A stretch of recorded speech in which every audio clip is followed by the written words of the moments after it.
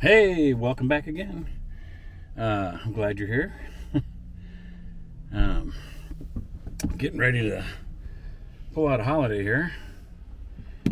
And thought I'd turn on the camera ahead of time. We've got a guy in front of me here kind of squeeging his windows and stuff.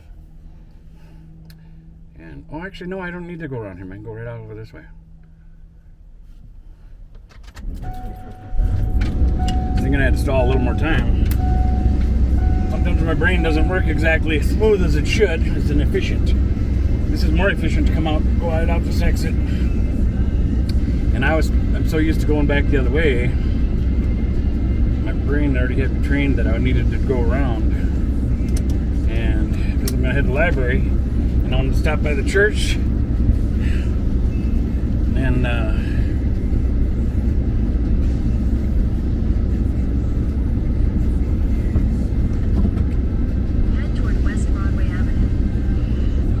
I got to dig through my bags again because when I was working, it was mainly one duffel cooler bag that I'd stuff change in, and I dug through it the one day, and I got lucky. I got some money out of there. It was like it was a blessing day. And I got to dig through it more. I know I got change in it.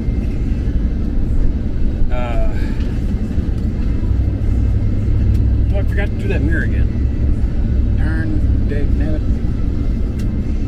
Darn. So I got this bag that I used to stuff money in. I already pulled the bills out of there. When I seen a $10 bill in there, when I was going through the ones I was finding, that $10 bill was like a big bonus. I was like, yeah. And I got a 5 out of that thing too. Man, it was like I was having a winning day. But it's because then I was working and making pretty decent money at the foundry. If I'd gas up or something, I'd have some bills, and change and stuff, and stuff it in that duffel bag. And I'd stuff it, and I started stuffing money in different places. I know I did. It's the case because I used to have done it since I was a little kid. So that way, if I ever got really broke or was an emergency, I needed money, I thought, well, if I got money hidden, if I start digging around, I'll start finding money I hid. And it has paid off through the years. And it's like it's your own blessing when you find it and you're literally eating it, boy. I've already went through, I feel like I went through most of it other than change.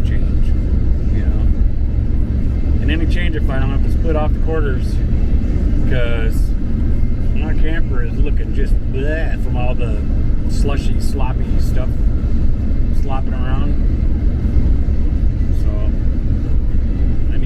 I need to do laundry too. I'm way overdue for laundry. Although, when I was at the hotel, they got me a hotel room a couple weeks ago. Ain't as good as washing them normally, but I took some shirts and socks and stuff and filled up the tub and did it the old-fashioned way.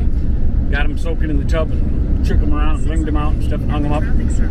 They definitely were cleaner than they were. They weren't as clean as doing them in the laundry, but it helped out, Actually, this shirt's one of those that I washed. And it feels better. When your clothes get dirty, they start getting that puppy feeling to them. Now, if I didn't grow up as a kid camping and stuff, it might really drive me bazonkers, after having kind of dirty clothes. But because I camped and stuff, I grew up. And because of my age too, when I was a kid, showers were just kind of becoming more of a thing. They had them, but it was getting more generalized throughout the United States. I don't know what year showers really started becoming kind of a regular in-house thing, but in the older days, people had tubs, and that was it. You could soak in a tub or whatever. And I don't know. I'll have to look that up. It's kind of interesting to think that showers ain't really that old. And I did look up about Jesus Christ and how often Jesus Christ took a bath or whatever, because he didn't have a shower unless he had a waterfall, or something. And back in Jesus' day, they might not get to bathe for over a month or something. Turn left onto North Shore Drive. and then they did. It was, about, in a lake or a stream or whatever. Because I was kind of, that was one of the things that was psychologically messing with me a little bit while I've been out of money, is not being able to shower as often and stuff. It started really making me feel kind of rotten.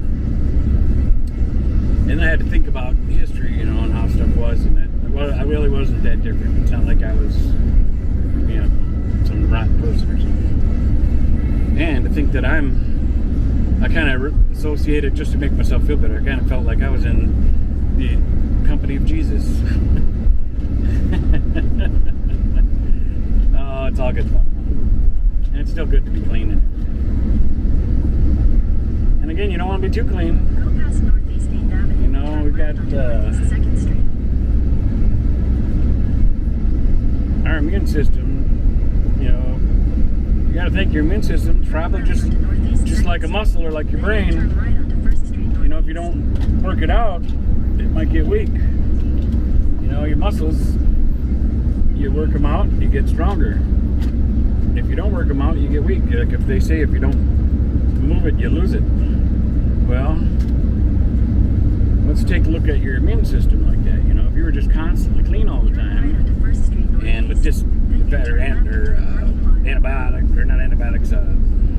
antibacterial stuff and all that stuff, you clean everything, and if your body don't get a chance to fight some of this stuff, well, you might forget how to or something. I don't know. I mean, I can't say that there's proven fact to that, but it sure seems to work with everything else, just like your brain. When I was working in warehouse when I was younger, I got to where I didn't have to think anymore. I'd drive a forklift, whatever, and it was numbers. We'd be pulling files and stuff, and it got so routine, I could dang near do it sleeping.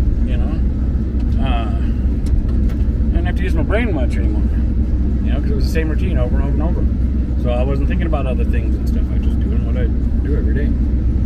Well, that's one thing I liked about when I was doing maintenance. Is all the years that I've done maintenance, you have your routine stuff that comes up, whether it's changing a shower head or a plug sink drain, or all kinds of common things, plug toilets, whatever, or leak, a drippy line that you got to take off, put a new line on, or it needs a new rubber O-ring or something, if the faucet's dripping or something, But the thing is each time it's kind of a challenge. You gotta kind of figure it out. Well, even with maintenance, you get to knowing what it is. It's a lot more diverse. You got so many different things going on. But then, like if you get a leak that's dripping through the sheetrock or something, then you got a mystery. Then you got a mystery. Then you got to think, okay, well, is the roof leaking or what? Unless you're downstairs, if there's apartments above you, well, then odds are somebody upstairs has got something leaking or overflowing and not paying attention or something. Oh, there's been some scary ones. One time when I was on call, I got called to a maintenance leak, and it was a guy on the first floor had water pouring through, and it was because of the second floor. And I think they started their dishwasher, and then they left after they started their dishwasher. So while the dishwasher's going through its cycle, and each time it was pumping out, which goes into the sink line, well, the sink line that goes down to the guy below him ended up being plugged from their apartment on the way down. So the water would back up, fill up the sink, and then come up over the counter onto the floor. Well, when I got there, water was like pouring out of the circuit breaker box. Man, my heart is pounding. I'm like thinking, how many volts is this here? I didn't want to get shocked. It was scary, but I was like, I knew it was coming from upstairs, so I just told him. And then the globe light in the entryway was half full of water, and I shut that light off. It's even though the light was still going, even though it was half full of water, and the kitchen light had water filling up in it too. And it was just scary because I'm thinking all this electricity and all this water. I just told him, you stay in your living room. Don't be standing in any of this water stuff. And I said, I'll be right back. I'm going to stop what's going on upstairs, and I'll be back clean. I'll get this water all cleaned up, I ran upstairs, and the sink was overflowing and stuff, so I got that stopped. And once I got the water stopped, I still knew I had to deal with that problem. But then I went back downstairs, got the big shop vac and stuff, started cleaning up his water so I could get him dried up, so he didn't have to have a chance of being in the water, getting electrocuted and all that stuff. And then had a big fan set up in there, circuit breaker box open, took down the light fixtures, emptied out the water out of those, left the globes and stuff off, and told him I'd be back to put those on probably, within 48 hours or something. I said I don't want to let them have time for air to get up in there and dry everything out. And I said it may be longer, if I end up feeling the sheetrock still got moisture or something, or whatever.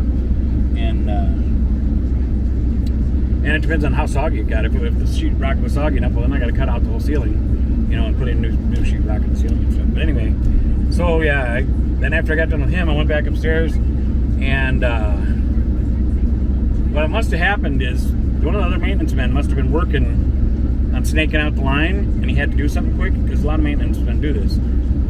Because there's another apartment above too, so if the pipe was bad and they got to replace it, they'll take a rag or something and stuff it in where the pipe connects, so in case the person upstairs starts emptying their sink, the water doesn't come pushing back out. The rag will being stuffed in there will stop it and keep it going down, and you don't get as much back dripping coming out. So I'm sure that's what he did, but I don't know if he must have stuffed it in too far to get it in there tight or something. And what I'm guessing is that when they came back to put it on, he forgot the rag was in there and put it all together, because that rag got pushed further down the pipe further. And when I snaked it, that's what I pulled out was the big washcloth rag. Now that didn't come from the tenant, because the tenant's sink has the little, there's no way washcloth's fitting through that. So it had to be a plumbing deal, somebody that had a pipe open could fit that much of a rag through there, So that's what it was, but I got it all fixed. Once I pulled that rag out, everything ran fine. Then I just had to dry it all up and get the messes cleaned up and dry everything out and all that stuff. Intense. So there's a maintenance story for you. Well, I got some of those that are pretty amazing. I'll have to tell sometime. Some are kind of gross. Oh boy. I did, for all the years I did maintenance and having different cultures and stuff, people that didn't speak English and stuff, gosh, I communicated with them so well. I don't know, God just gave me a really good gift of body language or something. And even if they didn't speak English, I was really good at doing body language, pointing at stuff, and communicating, It just always worked out, and we'd understand each other, Which ties into some other stories when I thought about some of the girl stuff, but I'll tell that another time. Anyway, there's that word sneaking in on me again. Thanks for watching. God bless you. We'll see you on the next one.